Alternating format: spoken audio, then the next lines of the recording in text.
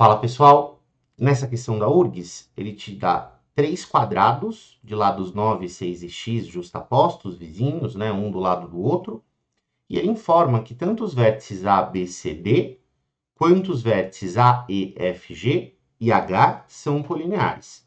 Então tem duas semirretas partindo ali do vértice A, uma na qual os quadrados estão apoiados e outra que vai pegar um dos vértices do quadrado, vai relar nos quadrados, né? E ele pergunta qual é a soma dos 3 quadrados. Como eu já conheço as medidas dos lados de 2 dos quadrados, se eu descobrir o x, eu consigo responder a pergunta do exercício. Fundamentalmente, ele está perguntando quem que é o x, né? E o que a gente vai perceber? Além de ter esse ângulo de vértice A que está envolvendo a figura toda, tudo acontece dentro dele, né? O quadrado é um tipo de paralelogramo e por isso ele tem ângulos opostos que são paralelos. E paralelismo é um tipo de situação que gera triângulos semelhantes. Por quê? Porque o caso básico de semelhança é o caso ângulo-ângulo. Se dois triângulos têm um par de ângulos em comum, eles são triângulos semelhantes, certo? Como retas paralelas com transversais geram ângulos que são iguais, é um tipo de situação típica que costuma gerar figuras que são semelhantes. Deixa eu te explicar por quê.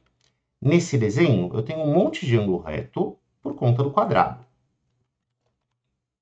Os quadrados todos têm ângulos retos, então eu crio uma porção de ângulos retos aqui. E como toda a situação acontece dentro desse ângulo de vértice A, essa medida, alfa, que vai ser o nome que eu vou dar para ela vai ser compartilhada por vários desses triângulos. Você consegue perceber comigo, por exemplo, esse triângulo BEA é um triângulo retângulo que tem um ângulo alfa como um ângulo agudo. Se eu pegar o triângulo CFA, a mesma coisa acontece, concorda? Triângulo retângulo, tá aqui o ângulo reto, que tem um ângulo alfa lá na ponta. Se eu pegar o triângulo DGA, mesma coisa. É um triângulo retângulo, tá ali no vértice G, foi coberto pelo ângulo reto, mas ele tá ali, né? E ainda tem esse ângulo alfa aqui na ponta. Então, esses três triângulos já, obviamente, são semelhantes, porque eles compartilham esses dois ângulos, o ângulo reto e o ângulo alfa. Mas não são só eles. Esses pequenos triângulos que foram criados aqui em cima, eles também são triângulos semelhantes. Porque, de novo, os lados opostos do quadrado são paralelos. Se eu enxergar essa reta D como sendo uma transversal, você vai concordar comigo que essa medida de alfa vai aparecer aqui, né? A mesma coisa, ou pelo menos uma coisa muito similar, vai acontecer quando a gente olha para esse ângulo K. Né? Esse ângulo de K, como, de novo, né, os lados paralelos do quadrado, os lados opostos do quadrado são paralelos, então esse lado de cima é paralelo com o lado de baixo, eu vou enxergar o AD como sendo a transversal, e esse ângulo alfa vai pular ali para cima. Né? Então tem pelo menos aí 5 triângulos semelhantes já desenhados na figura, que você pode escolher para desenvolver o seu problema. Agora vem a discussão, qual deles é melhor, né, para a gente usar? Seria interessante que a gente conseguisse usar triângulos que não introduzissem absolutamente nenhuma medida extra, além do x que já é necessário você calcular. Se for, às vezes não é possível você resolver assim, às vezes você precisa de uma variável auxiliar, né?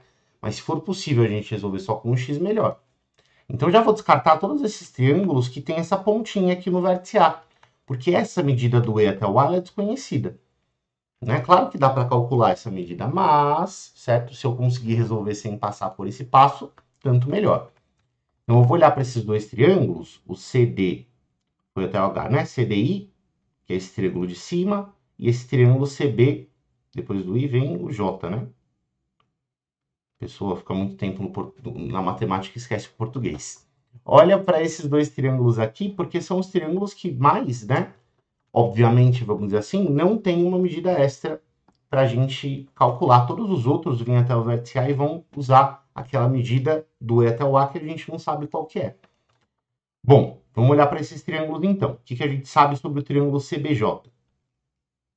Vou separar ele primeiro para a gente olhar o que está acontecendo aqui. O triângulo CBJ está apoiado no quadrado de lado x. Então, você vai concordar comigo que esse lado horizontal dele é de x. Quem que é o lado vertical? Quem que é o lado vertical?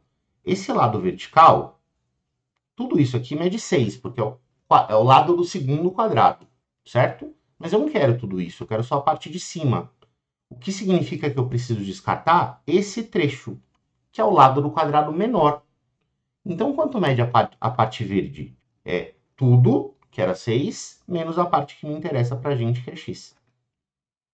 Pô, bacana. Quando eu olho para o segundo triângulo, que é o CDI, a gente consegue fazer uma construção parecida, concorda? Porque, de novo, ele tem ângulo reto e ele tem o ângulo alfa. Ele está apoiado sobre o quadrado de lado 6. E quando eu olho para esse lado vertical, eu percebo que até o chão a medida é 9, porque é o lado do quadrado maior. Mas eu não quero tudo isso, eu quero só a parte de cima, que está dentro do triângulo que eu desenhei.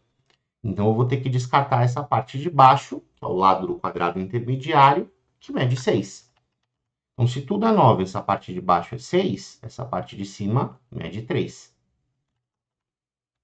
E aí dá para a gente trabalhar com a semelhança entre os triângulos CJB e esse segundo triângulo, que é o DIC.